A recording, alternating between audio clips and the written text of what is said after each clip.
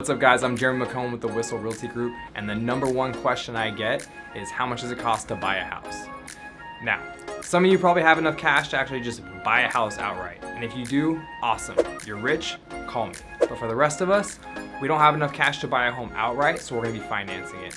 So let's talk about how much out-of-pocket it costs to buy a home. Your out-of-pocket costs are gonna come into two categories: down payment and closing costs. Let's start with down payment. Your down payment can range from $0 to hundreds of thousands of dollars. Let's start with the zero. The number one zero down loan product is going to be the VA home loan. The VA home loan is reserved for those of you that have served in the military. So if you or your spouse have served, you probably have access to this loan product. The next zero down loan product is going to be the USDA loan. Yes, the same USDA that tells you you're buying choice or prime beef. The USDA home loan is for homes that are being bought in agricultural areas. So in San Diego, think like Ramona. The third zero down product, if you're buying a home, is going to be down payment assistance. For down payment assistance, you're basically using funds provided by the state with a state-run program as a grant for your down payment. There's extra guidelines that come involved in that. You can give me a call if you want to chat about that. Now, if you're not falling into one of those categories for the zero down, which most of us don't, then you're going to have either an FHA or conventional loan, and your minimum down payment is going to be 3 to 3.5% down.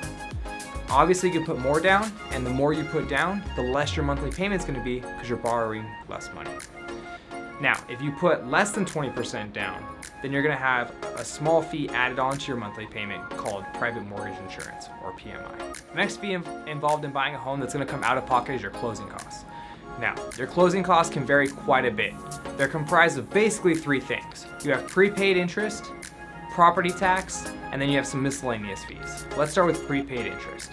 So your lender is going to collect interest from the day you close through the rest of that month because you're not making a payment for that month. So they're going to pre-charge you for that interest. The next is property tax. Your lender is going to pay your property taxes for you typically. So what they're going to do is they're going to collect a certain amount of months worth of property tax to have on reserve, so when those taxes are due, they can pay it for you. How many months are they going to collect? That depends on which month you close in. This is why it can be very difficult to tell somebody up front how much their closing costs are going to be. The third category of closing costs are basically miscellaneous fees, so escrow fees, courier fees, notary fees, small things like that add up. Once you place an offer and the seller accepts, then your lender will be able to tell you much more accurately how much your closing costs are going to be. If you're looking for a ballpark number though, around 2% is usually a pretty safe number to use. So that's your closing costs. So we covered your down payment and your closing costs. I'm sure you have more questions. If you do, don't be afraid to give me a call or shoot me a text at 619-971-0791, or shoot me a DM or drop a comment below. Thank you.